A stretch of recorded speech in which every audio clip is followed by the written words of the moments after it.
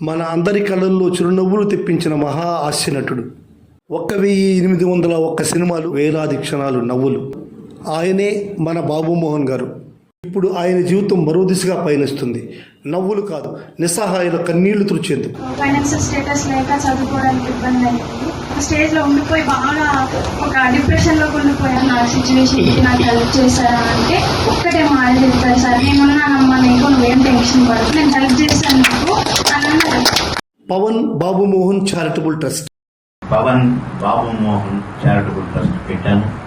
అనాథ పిల్లలకు ఓ తండ్రి పలుకు, విద్య లేక వెనుకబడిన వారికి ఓ దీపం, ఆరోగ్య సహాయం కోసం ఆశగా ఎదురు చూసే వారికి ఓ దారి.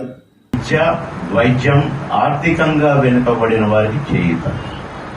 ఈ 3 కార్యక్రమాలు మెయిన్ గా పెట్టుకొని ఈ ట్రస్ట్ పెట్టడం జరిగింది. ఈ ట్రస్ట్ కుల మతాలకు అతీతంగా ప్రతి ఒక్కరిని ప్రేమతో చూసే దృక్పథంతో పనిచేస్తుంది.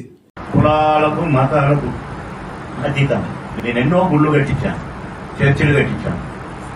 ఇక అసలు ఈ హనుమాన్ టెంపుల్ చిన్న చిన్నవి అయితే అసలు చాలా కులాలకు మతాలకు అతీతంగా ఎవరికి ఏది అవసరమైతే వాళ్ళు చేసుకోలేని పనిని ఈ ట్రస్ట్ చేసి సహాయపడి తీరుతుంది.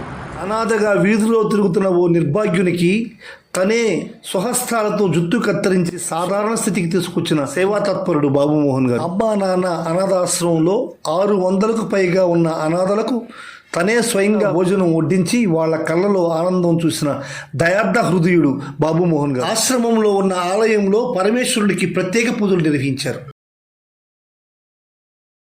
ఇక్కడ చేతులు కలిపేందుకు ముందుకు వచ్చే ప్రతి హృదయానికి ఈ సేవాయాత్రలో స్థానం సిద్ధంగా ఉంది.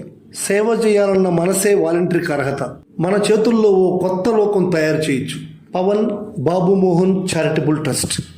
మానవత్వమే మా మార్గం.